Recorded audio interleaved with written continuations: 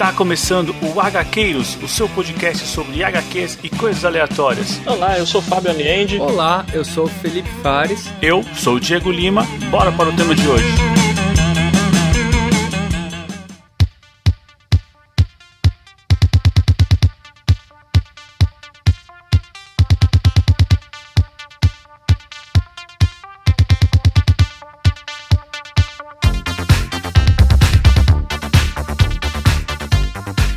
Avante, HQueiros, eu sou Diego Lima e prepare-se para uma jornada de redenção e declaração de amor. E aqui comigo tá ele, Fábio Aniende. Fala pessoal, sempre é bom descobrir um novo autor, hein? Isso é verdade, eu achei que só eu tinha ficado com essa impressão de ser um novo autor. Não, pra mim também. E hoje a gente tá aqui com uma presença ilustre, né, Fábio? Duas, né? Duas presenças ilustres, a gente tá com convidados mais que especiais aí. Exatamente, quer começar apresentando? Diretamente do Formiga Elétrica, um canal que eu sigo, apoio já bastante tempo e me inspiro bastante. A gente tem aí o Daniel Fontana. Por favor, Daniel, faça as honras. Opa, Fabião, Diego, muito obrigado pelo convite. É excelente estar aqui pra gente quebrar tudo, falar dessa HQ maravilhosa aqui que a gente escolheu. E quem quiser conhecer o Formiga Elétrica é só entrar em formigaelétrica.com.br, procurar a gente no YouTube, procurar o nosso podcast e tal, apesar que pelo site você encontra todos os nossos outros veículos. Siga a gente no Instagram, @formiga.elétrica, que ali você fica por dentro de tudo. Perfeito, perfeito. E o Daniel não veio sozinho, ele trouxe a tiracolo a Lari Pelissari. Oi, gente, bom...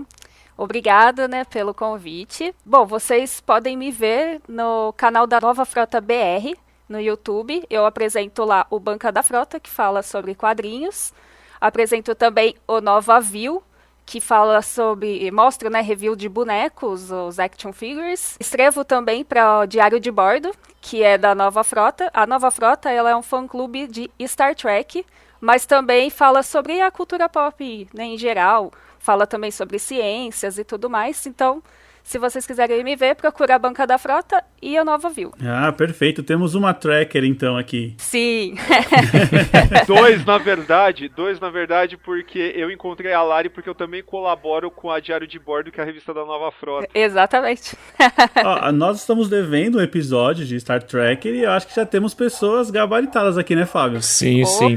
Por favor. Acho que a gente pode convidar e ficar só ouvindo, na verdade, né, Diego? Acho que... Isso é verdade. Bom, hoje a gente vai falar aqui de uma estreia, né, Fábio? É até uma... a gente se sente um pouco culpado de não ter feito nenhum programa ainda sobre a Mulher Maravilha, mas também chegamos com um pé na porta aqui. Vamos falar de Mulher Maravilha em Terra Morta, história de Daniel Warren Johnson, que eu confesso que eu não conhecia. Eu confesso que eu também não conhecia, mas eu digo que valeu a pena esperar pra ter uma história assim desse quilate, né? Realmente era um lapso não ter nada da Mulher Maravilha até então. Assim, a gente já fez até do Aquaman e não fez da Mulher Maravilha, mas acho que... Até do Aquaman. Mas acho que a espera foi recompensada, né? Foi sim. E essa dica veio do Daniel, nosso convidado. E Daniel, da onde você conhecia essa história? Como é que foi isso? Bom, eu comecei a ouvir um burburinho na internet sobre uma história da Mulher Maravilha, nova, tal, pelo seu Black Label. E, assim, o selo Black Label, eu acredito que pra quem lê quadrinhos há muito tempo, aí, pelo menos os da DC, o selo Vértigo, caramba, o selo Black Label, ele não inspira muita confiança, porque ele veio substituindo o selo Vértigo. E, assim, muitas das coisas, que foram anunciadas pra ele, inclusive uma série do Rorschach, mas mais um spin-off de Watchmen que sabe que qualquer pessoa com bom senso sabe que isso não precisaria existir, saindo pelo selo Black Label e tal. Entendeu-se que o selo ia abarcar também histórias alternativas de personagens clássicos da casa. Aí eu falei, ok, tudo bem, o selo não inspira confiança. Mas quando eu passei a ler sobre o que era a história, o Wonder Woman Dead Earth, eu falei, isso aqui parece diferente. E eu já conhecia de longe o trabalho do Daniel Warren Johnson. Na verdade, nunca tinha lido nenhuma HQ, mas eu já seguia ele no Instagram e tal, sabia mais ou menos como ele desenhava.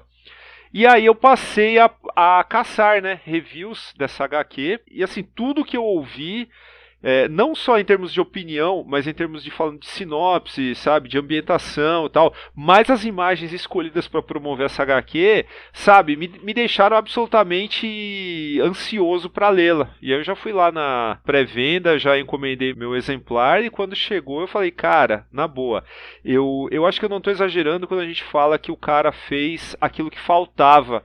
Em 80 anos aí de Mulher Maravilha, faltava um Cavaleiro das Trevas ou um Reino do Amanhã para Diana. E ele entregou isso para nós. Olha só, hein? Jogou lá em cima o sarrafo. Pois é. Mas confesso que a primeira vez que você tem um contato com a arte que ele cria aqui em Mulher Maravilha, é impossível você não ficar, pelo menos, curioso para saber o que ele está aprontando, porque é uma arte suja, né? Totalmente diferente do que a gente está acostumado a conhecer, a Mulher Maravilha. Sim, sim. E também, assim, além da arte suja, acho que o próprio jeito que ele retrata a Diana já é algo diferente, porque já não assim, ele retrata como uma amazona, mas, assim, ela... cabelo todo desgrenhado, não aquele ideal de mulher perfeita sob os olhos masculinos, né? Não aquela... assim, as vestes dela estão sempre... assim, ela se veste como uma mendiga, então não é aquele ícone, aquele sex symbol que a gente está acostumado a ver nas histórias da Mulher Maravilha. Eu acho uma visão muito, muito legal dele trazer para essa história. Eu gostei bastante da arte também. Eu até comentei com o meu marido, né, quando eu tava lendo. Ele conseguiu passar através do desenho o pesar mesmo da Diana, sabe? Dela não ter conseguido salvar a Terra, né? E ver aquelas pessoas ali... E você sentia no semblante dela que ela tinha falhado. E eu falei, nossa, ele conseguiu passar tudo isso só no desenho, sabe? Assim, uma arte muito boa mesmo. Eu, na verdade, não esperava muita coisa da revista. Eu já tinha ouvido falar, mas eu não, né, como eu disse, eu não tinha comprado ela. Mas aí o Daniel falou, lê que é boa. Eu falei, eu vou ler então. E realmente é muito boa mesmo. E era o que a Mulher Maravilha tava precisando, né? Eu tô me sentindo o Don Corleone com todo mundo beijando minha mão aqui, cara, porque, olha, eu trouxe... Eu ia falar isso, eu acho que a DC Black Label tem que vir com o selo Daniel. Vale a pena ou não vale? Verdade. Senão a gente não vai atrás. Verdade. Eu acho que a gente podia abrir um parênteses também para falar um pouco, o Daniel comentou em 80 anos de criação, acho que a gente pode falar um pouco aí das origens, né? Quem é a personagem? É isso aí. Normalmente, nossos primeiros programas do personagem, a gente sempre faz isso. E eu deixo essa honra pra você. Louco. Não, mas quem quiser falar também, fica à vontade. Mas vamos lá. Mulher Maravilha, conforme já foi dito, foi criada aí no comecinho dos anos 40, se não me engano, 40 ou 41. Detalhe que ela foi criada por um psicólogo, um psicanalista chamado William Moulton Marston. Eu acho que não é exagero dizer que a vida desse cara em si, acho que era bem peculiar, porque, assim, era um psicanalista de sucesso, um psicólogo de sucesso, inventor do polígrafo, ou pelo menos do método que permitiu as pessoas criarem o polígrafo, que era o detector de mentiras. Então, assim, aquele laço mágico da Diana não tá ali por acaso, né? E também ele era um cara adepto da poligamia. Ele era abertamente, acho que é abertamente sabido que ele era casado com 2 mulheres e tinha não sei quantas amantes, então a vida dele devia ser bem agitada, né? Sim. O jovem achando que inventou o poliamor, né? Olha só. Não, inclusive uma das personagens que foi mais perseguida, né, quando começou a caça às bruxas, né, o Wertham, ele pegou muito no pé do Batman na época, mas a Mulher Maravilha também, é claro, né? Ela tinha um conteúdo muito mais abertamente psicanalítico nesse sentido, né? De falar de um pouco... Era um gibi de aventura, sim, mas ele estava aludindo a certos conteúdos que eram bem adultos, né? Que a molecada, de fato, não ia sacar. Mas a gente sabe também, né? Tinha muito adulto que lia quadrinho naquela época, embora fosse um negócio meio vergonhoso, mas a galera consumia, né? E acho que um pouco do apelo que essa personagem exerceu no público naquele momento tinha um pouco a ver com isso, né? Não tô falando em termos assim de ser algo apelativo, não. Eu tô falando que é algo que evoca certos símbolos, né? Que fazem com que as pessoas prestem atenção, né, nela. Essa invocação dos símbolos e tudo mais é uma camada bem superficial, né? No primeiro momento você pode ser atraído por um elemento ou outro da personagem, mas você chega um pouquinho mais perto, você vê que ela é muito mais que isso, né? Uhum, sim. Essa história mesmo tá provando. E no início mesmo dessa própria história já conta, né, a origem clássica dela, né? Sim, porque é importante. Esse é mais um puta acerto aqui do Daniel Warren Johnson como roteirista no caso, que é não desprezar, não fazer uma mulher super forte descendo o cacete em todo mundo no mundo pós-apocalíptico. Ele tá lidando, assim, diretamente com essa raiz mitológica, arquetípica, que faz parte da mitologia da Mulher Maravilha, que a maioria das histórias ela despreza. A maioria das HQs aí ao longo desses 80 anos. O tempo que eu leio, eu acho que a única revista que, vamos dizer, chegou perto de retratar ela bem assim foi o Reino do Amanhã, que ela ainda nem é a protagonista ali, né? Mas foi a que mais chegou perto, assim, de retratar ela mesmo, com o que ela merecia, né? Ela ali, ela tem um papel super importante, né? Porque ela é tipo o mentor, né? Ela faz o chamado pro herói sair da letargia, né? Sim.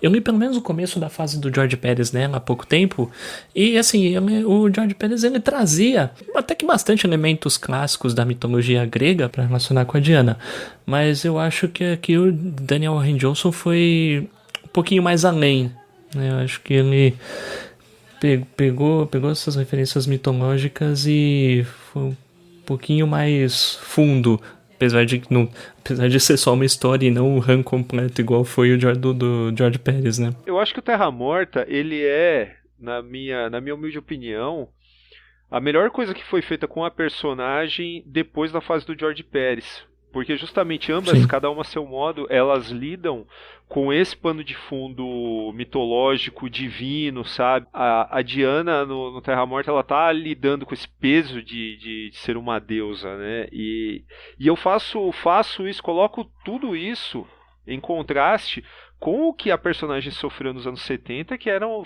assim, ela passou por fases horríveis, né, cara? Além dela ser meio ignorada em termos editoriais, a década de 70 é horrível pra essa personagem, né? Porque, sabe, teve aquele lance de perder os poderes, virar uma super espiã no naipe daquilo que era feito no cinema ou na TV da época, sabe? Tinha o esquema de lutar karatê, não era? Exato. Eu vi bem pouco disso, Então, mas o mais engraçado é que, assim, os caras, tipo, usam uma estratégia mercadológica de colocar a personagem sintonizada com os novos tempos, né? Tirando os poderes dela, né? Falando, não, isso aqui vai dar certo e tal. Mas querendo evocar uma feminilidade que está sendo, assim, claramente feito por pessoas que estão querendo apenas, sabe, colocar essa personagem de volta ali no holofote. Mas sem muita reflexão, baseado naquilo que outras mídias estavam fazendo.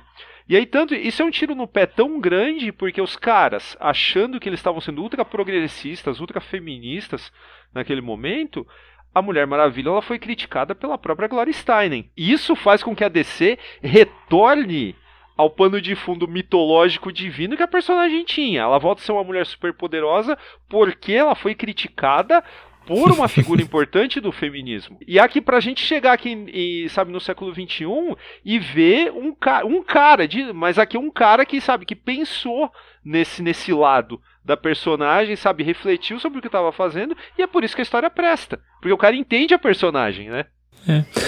E a personagem, assim, também foi criada por um cara extremamente progressista, né? E até pode-se dizer que, entre aspas, um feminista, digamos assim, né? Então ela já tinha isso desde a raiz, desde a criação dela. Foi se perdendo porque, bom, mercado, né? Sim. Mas será que o fato da história sair por um selo que não é aquele arco clássico do personagem favorece também essa liberdade? Ele pegou a personagem e falou, ó, cria uma história aí que foge dos padrões, e aí você tem toda a possibilidade de criar a história que você quiser. Possivelmente sim, né? Sim, facilmente. Eu tava conversando até isso com a Lari ontem, né? Assim, tudo que presta da DC é alternativo. É aquilo que você pode... Mas é verdade. Não tem jeito. Não dá pra negar. São poucas coisas assim do main, da linha principal, né? Da linha canônica que se diz que é digno de nota, né? Mas esse selo DC Black Label também trouxe Superman ano 1 do Frank Miller, né? Então, que eu nem pus a mão que acho que ia dar coceira. Quanto menos falarmos disso, melhor, né, cara? Vamos focar no que importa, né?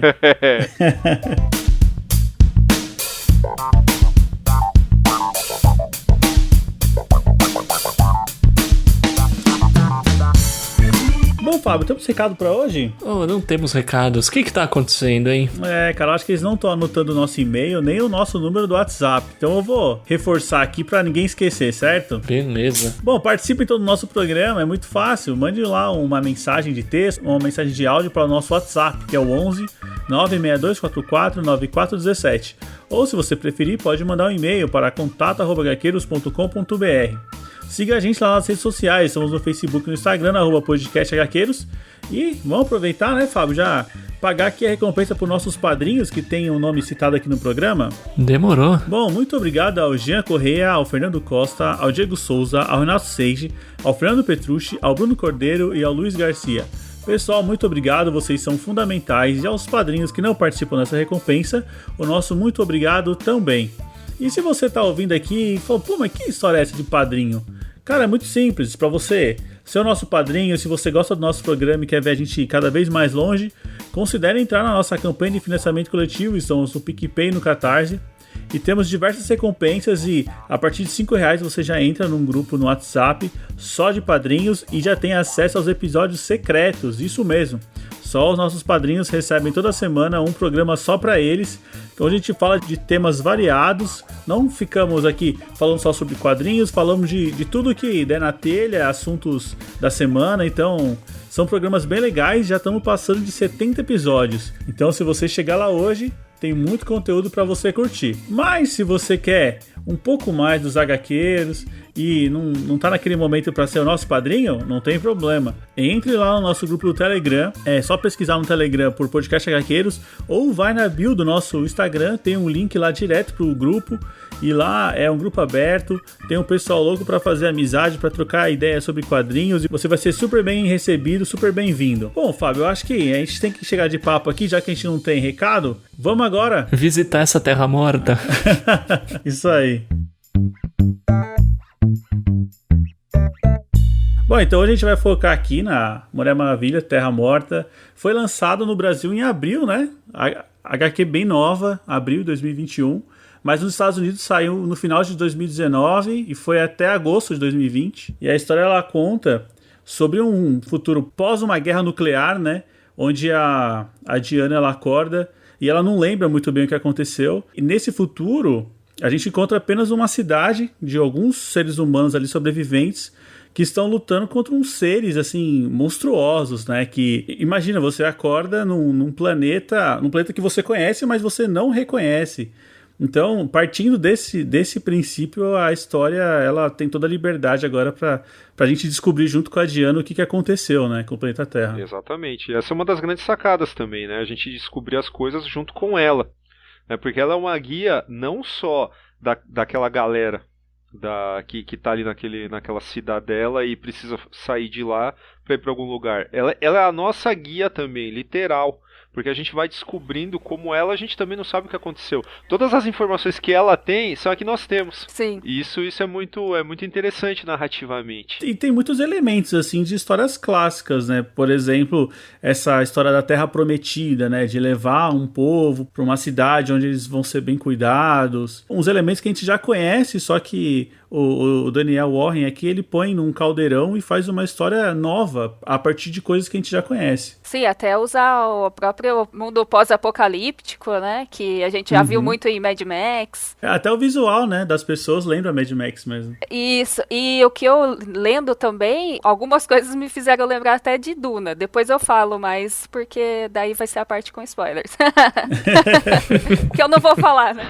Não, essa parte que tem a ver com Duna, acho que a gente já pode entregar que são esses monstros, né, esses leviatãs que assolam a galera, né, que lá na frente a gente vai falar muito mais deles, mas aqui acho que isso Eu até no vídeo que eu fiz pro canal do Formiga, acho que uma das páginas que eu abri, ela mostrava um desses seres. Então, eles fazem parte, assim, quando eles aparecem a primeira vez, eles fazem parte do suspense criado, né? Falando, caramba, mas o que é isso, né?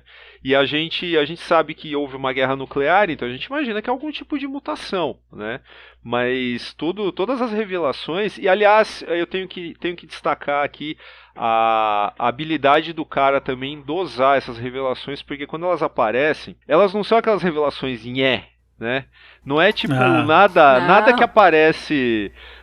Por exemplo, eu faço uma comparação com o ataque dos White Walkers lá em Game of Thrones, que foi tipo, sabe, você achar que vai chover e sair com o guarda-chuva, e aí você tá lá na rua, não choveu.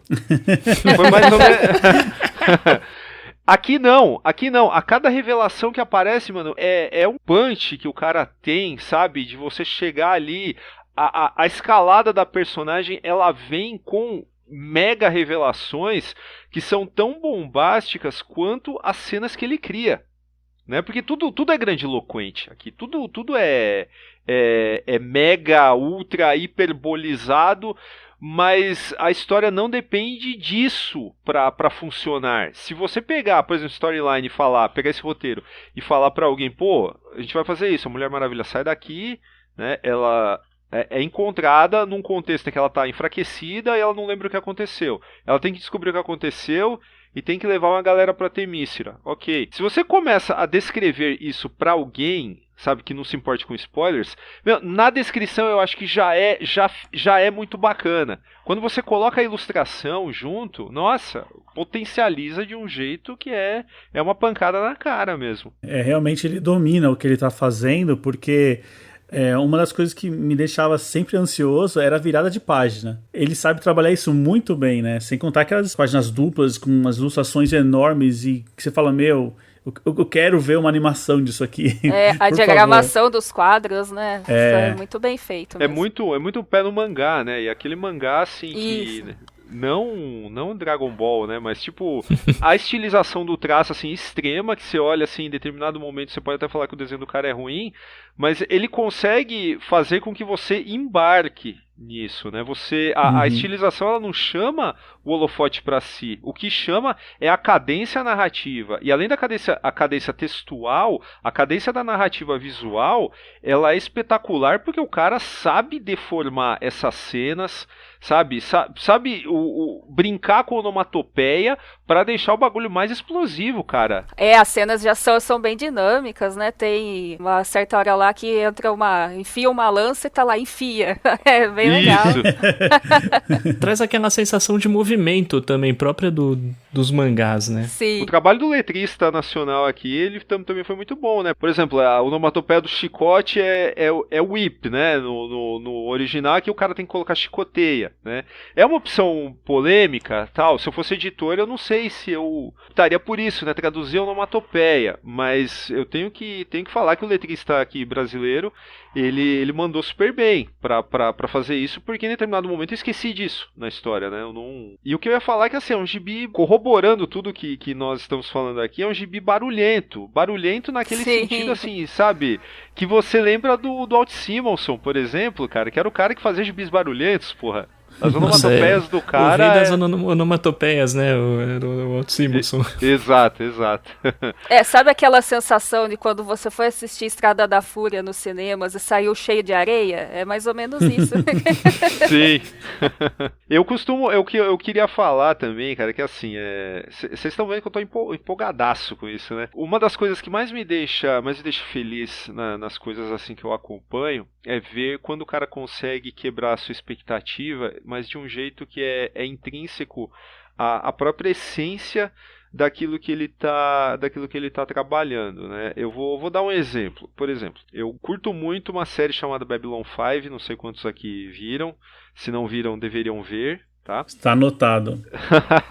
E é o seguinte, essa série, ela ficou 3 anos falando assim, Babylon 5, a estação espacial, a última esperança de paz da humanidade. Entendeu? Então, o que acontece? A série te pegou no começo, você pegou, acompanhou e chegou lá em determinado momento, você aceita isso, você quer que a Babylon 5 ela realmente seja bem sucedida na missão, né, no objetivo para a qual ela foi criada. Entrou, acho que a 4ª temporada, cara, a série começou a abrir... Aconteceu uma merda gigante no final de uma temporada, a temporada seguinte, ela entra assim, Babylon 5, a última esperança de paz da humanidade, que falhou. Então, cara, eu acho isso fantástico, porque, sabe, ele tira um pouco o chão porque você já se envolveu com a série.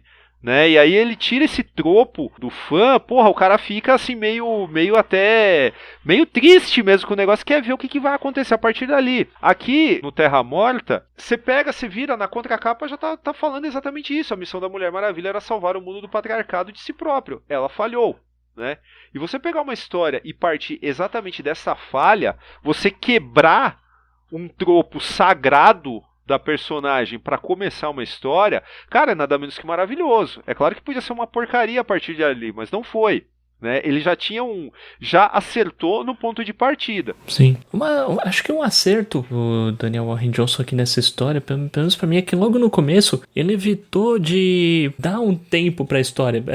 Em que sentido? Ele não diz o ano que eles estão, ele não diz quanto tempo se passou desde que foi o desastre, ele não diz quando foi o desastre, ele não diz nada, então assim... Ele não te explica nada, assim. Não, é simplesmente tá lá, assim, podem ser centenas de anos, como podem ser milhares, e assim, você vai pegando as coisas.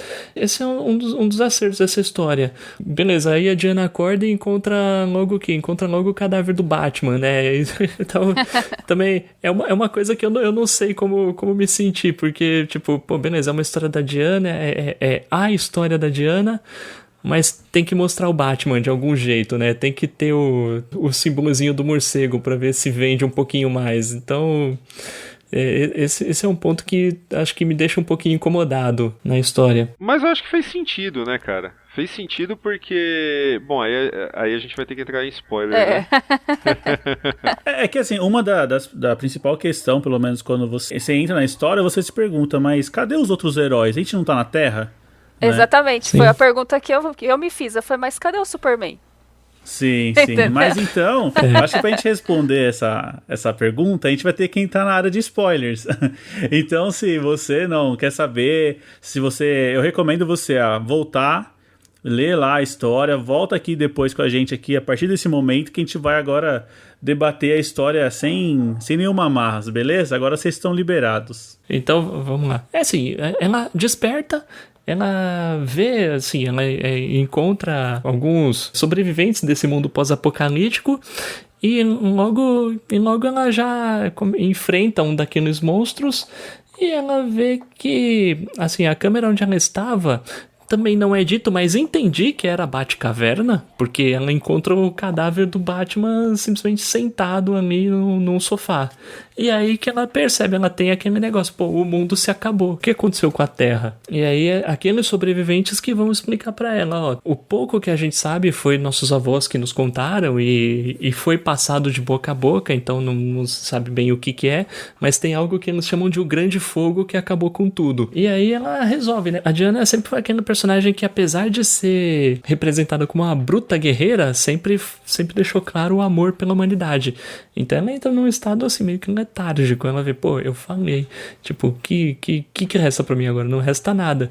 Mas mesmo assim ela resolve partir com os sobreviventes. E é legal essa parte, porque, né, ela acorda, ela não sabe o que aconteceu, e quando ela vê que tá tudo destruído, ela fala, pô, o que eu tava fazendo dormindo enquanto tudo isso aconteceu, sabe assim? Que ela tá desorientada mesmo, né? Ela não sabe o que aconteceu, ela não sabe o porquê ela estava ali e não participou para ajudar a melhorar, né, a situação, deixou a Terra chegar nesse ponto. E aí quando ela parte com essa galerinha aí que ela encontra, você fala, agora a gente vai começar a descobrir as coisas, né? E não é bem assim ainda, né? Você vai demorar um pouquinho para começar a descobrir o que aconteceu de verdade. Não, e a esperança, né? A esperança de chegar em Temícera e tá tudo certo. Não, vamos lá, caramba, porra. Esse é um outro lance que você pensa, puta, vai dar merda. Mas eu acho que a história ela já começa te envolvendo de uma forma que você pensa, caramba, tudo bem, eu tô achando que vai dar merda, tomara que não dê, né? Tomara que ela chegue lá e esteja tudo certo, que seja algum negócio simples de resolver, e não é. Né? É muito pior. É lembrado que o Frank Miller fez com o Demolidor em Born Again, né, meu? Maltrata o cara até o máximo que você conseguir pra ver ele levantar. Arranca tudo, né? Exato.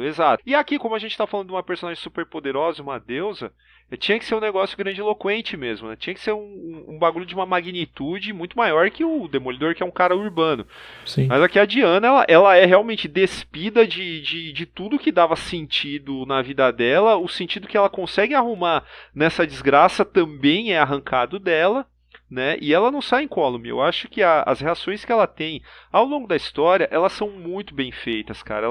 É muito bem pensado no sentido de motivação e de reação e de resolução, evidentemente. Tem alguns problemas com alguns personagens, tipo o cara que mandava lá na comunidade, eu acho que ele fica bonzinho assim muito rápido, tal, mas isso é algo que se dilui no meio de tanto acerto dessa história. No que eu consegui entender desse personagem é que ele não era uma pessoa ruim, mas a situação pedia que ele fosse um ditador mesmo. Não, vocês têm que fazer desse jeito se quiser sobreviver, sabe? Porque a gente não sabe como é viver num mundo pós-apocalíptico onde tá tudo destruído e só tem aquelas pessoas ali e tem alguém para proteger elas, entendeu? Sim. Então a gente não sabe como lidar com isso. Então, assim, no que eu entendi dele, de poucos diálogos, né, que ele tem, é que ele não é uma pessoa ruim, mas a situação pediu pra ele ser duro, né, com as pessoas, pra não perder muita gente, né, porque, querendo ou não, é só gente que morre, né, e ele até fala isso, ele fala, eu já vi gente morrer pra caramba. Ele é apresentado com uma aura de malignidade que, tipo, que não condiz com alguém que tá, sei lá, eu tô fazendo o que é preciso. Sim, eu senti o cara como um filho da puta de verde e amarelo mesmo. Tanto que na primeira fala dele é praticamente, ela vai ser minha mulher, né? Tipo assim. Exato. E que não precisava, né? Não. Eu acho que aí também tem um pouquinho daquele lance que a gente vê muito em histórias do Super-Homem ou da própria Mulher Maravilha, que é o lance do herói inspirar as pessoas. Então, assim, a partir do momento que a Mulher Maravilha surge, ela inspira ele a ser alguém melhor. É tipo, meio que dá o norte, né? Aquela figura, sei lá, meio messiânica ou alguma coisa assim. Tipo, leva o cara a refletir. Então isso aqui que eu tô fazendo, então tem um outro caminho, então dá pra ser melhor que isso.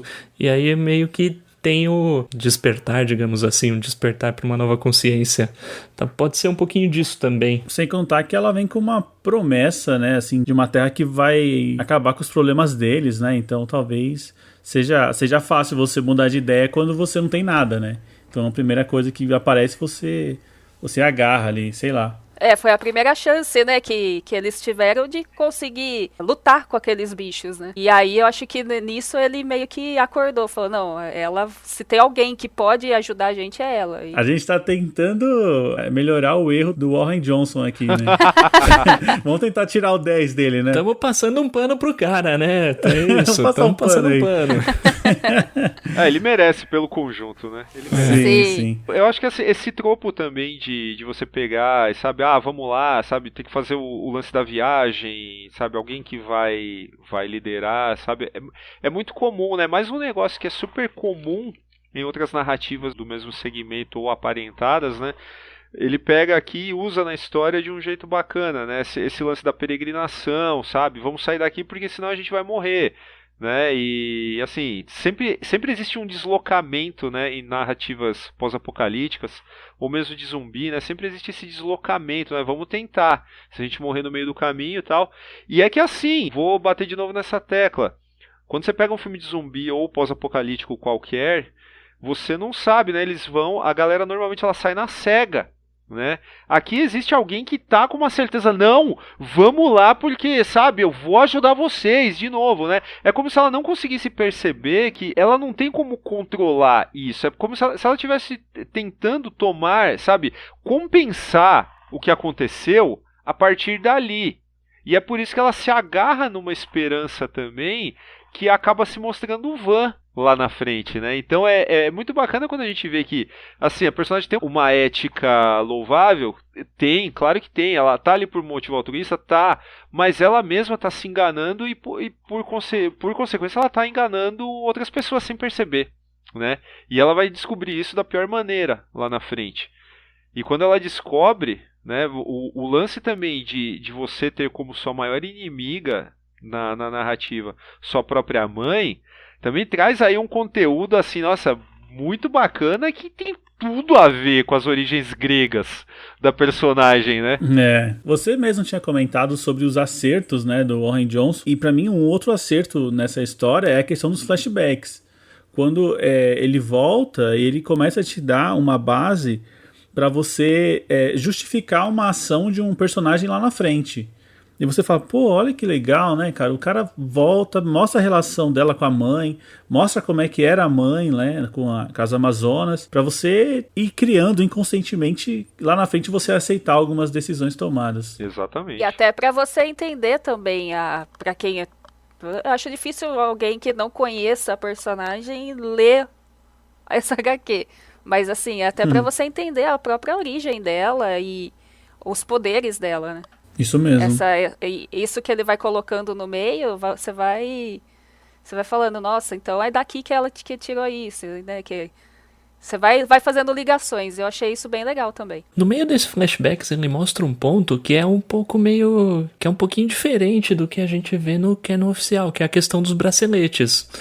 Aqui ele deixa claro que os braceletes, na verdade, servem para limitar a força da Diana. Eu acho que isso nas histórias oficiais não tem. Mas aqui isso é um ponto muito importante que a gente vai descobrir lá na frente. Na verdade, a Diana é um personagem muito mais forte do que aparenta e o uso dos braceletes dela é para limitar, restringir a força dela, que sairia do controle se não fosse aquilo. Isso é uma questão bem, bem interessante. Eu gostei bastante dessa ideia que ele tem. Não, faz sentido, é como se fossem grilhões, né? Sim. A gente não comentou, mas ela acorda, ela não tá com 100% dos seus poderes, né? E a gente também não sabe por quê. Ela é forte, né? Mas ela não tá na sua plenitude, né? E aí, os monstros, hein? Vamos levar pra frente aqui? Vocês gostaram? Eu gostei pra caramba. Sabe? Entender que aquilo...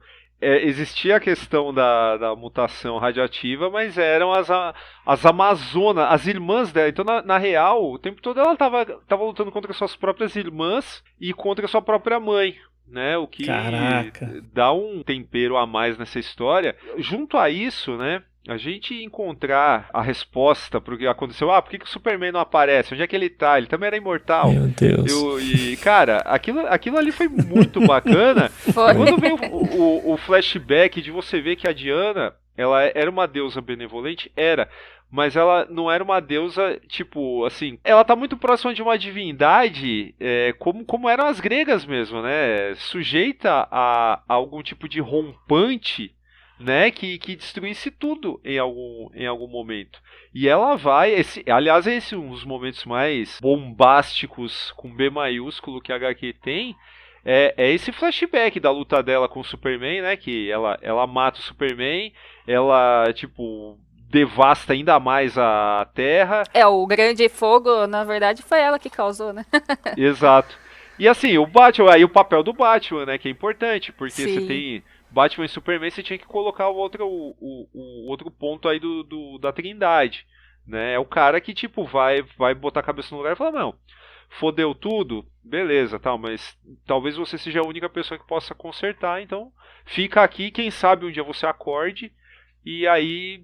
sei lá, a circunstância seja melhor. Ela, como ela havia matado já o Superman, só sobrou ela, né? Exato. Se tem alguém aqui, de nós dois, que pode salvar, é você, né? Porque ele também tava, por causa da radiação e tal, ele já tava indo já também. Também era uma ameaça que também tava bem, bem longe da alçada de um Batman, né? De um Batman, Mesmo assim, o Batman prova mais uma vez a sua onisciência, né? Porque nada ele que...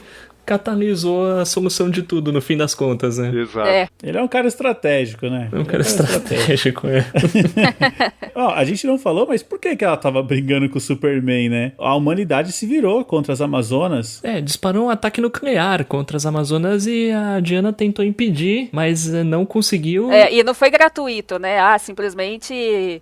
começaram a atacar as Amazonas. Não, aconteceu várias coisas, né? Aquecimento global, várias outras coisas assim, que Temícera começou a ser ameaçada mesmo, de extinção, né? Tanto que ela tem um flashback que mostra as águas subindo, né? A estátua afundando. Sim. E aí você sabia que tudo isso é ação dos homens. E aí elas querem tomar uma providência, né? Pô, a gente não pode deixar também os caras fazer o que quiser com o mundo e ficar aqui só olhando, né? E aí começa toda essa briga, que me lembrou também essa partezinha aí um pouco do Reino do Amanhã, né? Que tem também uma referência. E daí, assim, nessa briga toda, o Superman tentando falar, não, os homens, eles vão criar jeito, né? Vão ouvir a gente e tal. Mas aí nisso já mostra lá um monte de bomba, né? Matando elas, né? Matando não, né? Mas caindo nelas, e aí até o Superman fala, pô, cara, o que vocês fizeram, né? Ele é muito inocente, o Superman, cara. Eu tô aqui tentando e vocês não estão me ajudando. O que eu, pelo menos, entendi dessa parte do flashback foi, as bombas destruíram a ilha de Temícera. Sim. Mas o grande fogo que realmente destruiu a humanidade, ou acabou com o mundo, foi a briga da Diana com o Superman. Foi. Pelo menos foi o que eu absorvi. Então, assim, no fim das contas, não foram as bombas que acabaram a comunidade mesmo, foi ela. E ainda matou o Superman, filha da mãe. Não, mas tem um elemento que você não tá considerando, Fábio.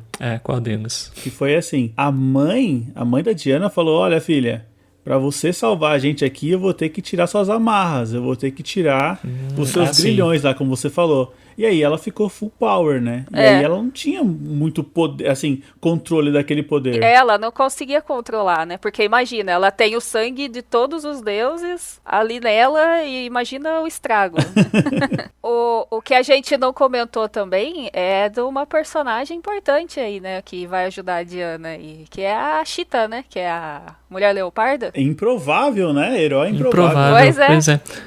A hora que ela apareceu, eu pensei, pô, mas isso aqui não é milhares de anos no futuro? Se não tem nenhum herói, por que ela tá aqui? Assim, eu pensei, bom, ok, questões de roteiro, legal. Ela acabou de acordar e já encontrou a inimiga dela, mas beleza, vambora. No Star Trek do JJ, cara, o Spock encontrou o Kirk lá naquele planeta do nada também. E a gente aceitou como sorte. A gente falou, tudo bem. Tudo bem, só porque é o Leonard Nimoy, né? Eu acho que vale a pena comentar, o próximo ponto, já comentar a crueza de algumas cenas dessa história. Assim, a gente vê a própria Diana, quando ela relembra o que ela mesma fez com o Superman, assim, ela matou o Superman com um soco que atravessou o peito dele. Ela mesma vomita a hora que ela lembra, assim, tipo... Então, assim, algumas cenas são muito creepies nessa série. Em seguida, é mostrada ela, assim, ela pega o corpo do Superman, o cadáver, né, que hoje em dia é só, nos tempos atuais é só osso, ela arranca a cabeça e arranca toda a coluna cervical pra usar junto com o laço dela. Lembre de Predador? Alguma coisa assim. Eu pensei, mas beleza, tudo bem, era super forte. Será que o esqueleto dele é super forte também? Será que tem alguma vantagem nisso aí? E ela sai usando a cabeça e a coluna do Superman como um chicote. Assim, beleza, ok, entendi. Ela é muito B10. Total, cara. E assim, cara, cada chicotada, que ela dá com aquilo, nossa, cara, parece que aquilo tá distorcendo a página inteira, né, com a força. Né? Então, sim. Mas é legal essas coisas que ele colocou, que nem ela pegando o Jeep e tacando o pé e pula com o Jeep assim, crava a espada no monstro, pega um galão de gasolina, acende o isqueiro e joga dentro do monstro, sabe? Isso é muito coisa de quando a gente era criança e brincava de bonequinho, né? Total. Demais. O domínio do Johnson aqui na questão de construção de ação, eu só consigo lembrar de um cara que me empolgava assim, que não é nem um cara tão famoso, mas é o Steve Scrooge. Inclusive foi storyboarder do Matrix, desenhou pra Marvel durante um tempo. Mas uma história dele que, assim, quando você descreve pros outros, assim, você fala um monte de coisa que aconteceu, tipo, sei lá, em 3 quadrinhos, a pessoa fala, cara, mano, não dá pra colocar tudo isso em 3 quadrinhos. O cara ia lá e conseguia, cria uma sequência bombástica, assim, cheia de detalhes, né? Doc Frankenstein, que é escrito, inclusive, pelas irmãs Wachowski, né? Que é uma série de quadrinhos que nem terminou. Mas quem quiser ir atrás desse artista, mano, é um cara também ferradíssimo nesse quesito. Eu lembro das histórias do Steve Scrooge quando ele fazia o X-Men. E Acho que no final dos anos 90, começo dos anos 2000. E, cara, o formatinho da Abril não fazia muito bem pra arte dele, né? Acho que o formato original ficava muito menor. Mas, cara, realmente, lembra bastante aqui o Daniel Warren Johnson. Era um traço um pouco mais sujo, né? Um pouco mais... Exato. Estilizado, né, por assim dizer. É o popular desenho feio. Aquele bonito que parece feio ou feio que parece bonito, né? Meio que isso. É porque eu mesmo não acho feio, mas... Eu sinto isso quando veio o Jeff Lemire. Jeff Lemire. Lemire é outra categoria, né? Ele tem um desenho que é feio, mas é bonito. Você fica meio ali. Ele é torto, Sim. mas ele eu acho que você vai acostumando, na verdade, né? Isso, você se acostuma, exatamente. Bom, e aí, vamos então para a decisão final aqui. O que a Mulher Maravilha tem que fazer, é obrigada a fazer para consertar então essa humanidade? Sim, conforme eu já tinha dado a letra lá atrás, né? Tem que ir contra sua própria mãe, né? Ir contra sua própria mãe quando ela é um monstro Leviatã, assim, bíblico, né? É um negócio muito mais complicado, né? Do que, sei lá, não vou jantar hoje. Né? A gente tem aquele embate, né, que é super violento. E aí, entre aspas, né, a retomada, né, de Temícera, né, com a galera que sobrou da humanidade. E um final que eu acho muito bacana, a forma como termina, né? A relação do que foi feito, né, do que a Diana precisou fazer pra salvar aquela galera, instalou todo mundo lá. O final, se fosse uma história assim, de um outro artista, cara, eu ia falar, puta, mano, os caras vão fazer continuação e vão estragar isso aqui. Eu espero que não façam, cara, existe um gancho aqui enorme. Tem. Mas, olha, eu acredito que se fizerem não vai ser com o mesmo cara. Eu achei muito legal, cara. Pra mim, encerrou de uma forma que me satisfez muito. Eu gostei também do final. E não sei vocês, mas vocês tiveram sensação de Frodo acordando em Valfenda naquele finalzinho lá? Porque a hora que eu... Boa. Eu não pensei nisso, mas faz sentido. A hora que eu vi aquela cena, eu falei, nossa, eu já vi isso em algum lugar. Eu achei que acabou perfeito e eu gosto de história fechada, assim, né? Que acabou ali e tá bom. Se você quer que continue, imagine na sua mente o que aconteceu. Sim. Porque eu acho que se eles quiserem dar uma continuidade, talvez não fique tão bom. Já nasce morta a história. Então. Assim, tem o gancho pra continuar e eu acho que se for continuar, continua pelo Daniel Warren Johnson, hein? Eu não sei não, viu? Se eles vão deixar o gancho passar assim. A não ser que ele já tenha em mente, quando escreveu esse roteiro, tinha em mente a continuação, aí pode ser que fique bom. Agora, se não for ele, for outra pessoa, aí já fica mais complicado. Quando o cara vem e chega e fala, não, eu tenho uma quadrilogia na minha cabeça e não sei o que lá, eu não acredito. Entendeu? Eu nunca acredito nessas coisas, entendeu? Eu sempre acho que a musa que tá beijando a boca dele é o dólar, né? É uma mala preta, entendeu? Mas assim, eu acho que, bom, já vou deixar um gancho para um próximo encontro aqui, que eu quero ser convidado pro HQeiros, que vai falar do Beta Ray Bill, do Daniel Warren Johnson, que tá saindo agora, pela Marvel. Olha só! Caramba, hein? Então, é assim, pelo menos esse ano a gente sabe que não vai ter continuação, né, do Terra Morta. Então... Agora, levando, assim, tirando o caso do Cavaleiro das Trevas, por exemplo, né, que teve o 2, o 3, né, a gente não sabe o que mais vem aí. Teve? Caramba. Teve. Cavaleiro das Trevas? Eu tenho... Tá louco. Eu tenho o encadernado com o Cavaleiro das Trevas 1 e 2, né? Mas o 2, eu falei, se eu pudesse tirar ele de lá, eu tiraria. Eu tenho também, mas eu só leio até a metade. Eu sempre leio. O 2 ainda acho menos pior que o 3, tá?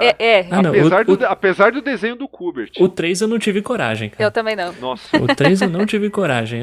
E olha que foi o Bazarello que escreveu no fundo, né? Sim, mas isso não adianta muito, né? Deixa na prateleira do ano 1 do Superman, tá bom, deixa lá. Cara, não, tá louco, meu. Ainda deixaram fazer o ano 1 do Superman, sai fora, meu. Você leu esse aí, Daniel? Não, e nem lerei. Tá louco. Quadrinhos, né, cara? Quadrinhos tem isso aí. Pois é. Bom, pessoal, então eu acho que é isso aí. Espero que vocês tenham curtido aqui a nossa passagem aqui sobre Terra Morta, da Mulher Maravilha. Sempre aconselhamos a vocês a lerem a história. O que a gente faz aqui é separar alguns pontos-chave e comentar sobre eles, mas é sempre recomendado, vá ler, compre o gibi, apoie lá a sua loja, apoie o que tiver para consumir essas mídias para a gente ter cada vez histórias novas e melhores. Eu quero deixar um espaço aberto aqui pro Daniel, aqui agradecer de novo, formalmente, que muito obrigado. Esperamos contar com a sua presença novamente aqui no HQueiros e deixa aberto aí o espaço para você fazer o seu jabá final. Opa, muito obrigado pelo convite, Fábio, Diego. Prazerzaço estar aqui falando dessa HQ maravilhosa, cara, e é só chamar que eu venho, cara. E vamos esperar aí o Bill Raio Beta do Daniel Warren Johnson para falar de novo desse artista maravilhoso. Mas fora isso, tem 1000 outros assuntos que vocês sabem que eu falo de tudo um pouco, né? E quem quiser me ver também falando de tudo um pouco, é só entrar lá em Formiga Elétrica, tal, procura lá no nosso canal, é só jogar lá no YouTube Formiga Elétrica, Formiga na Tela todas as quartas-feiras. Agora tem mais um vídeo semanal de resenha que vai ao ar todas as segundas-feiras, tá? Num formato um pouquinho diferente, mais dinâmico, em que a própria edição é manuseada e quem quiser dar uma olhada lá que vai curtir. Tem o Formiga Cast também todas as quinzenas, né? Uma sexta sim, uma não.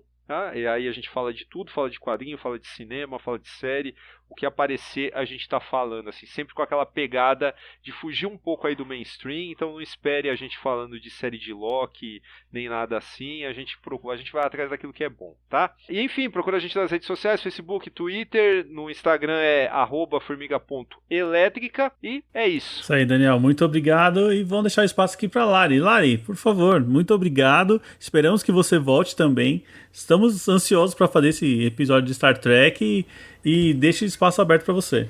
Bom, eu agradeço de novo o convite. Pode chamar que eu venho, sim, falar de Star Trek, então é melhor ainda. Para quem quiser me encontrar, lembra lá do comecinho que eu falei do canal da Nova Frota BR, que é o canal que eu faço parte. Lá eu falo de quadrinhos, na banca da Frota, e falo também de bonequinhos no Nova View. Também nas redes sociais, só procurar Lari Pelissari. Pelissari é com 2 S e I no final. Vocês vão me encontrar no Facebook e no Instagram. Eu tenho Twitter, mas eu não uso. Então, assim, eu posto fotos da minha vida. Então, se você quiser ver algum bonequinho, alguma outra coisa assim, eu faço customs de boneco também. Às vezes eu posto no Instagram. Então, se você gosta disso, procura lá. Dá uma força lá pra gente da Nova Frota também, né, se inscrevendo lá no canal e tudo mais.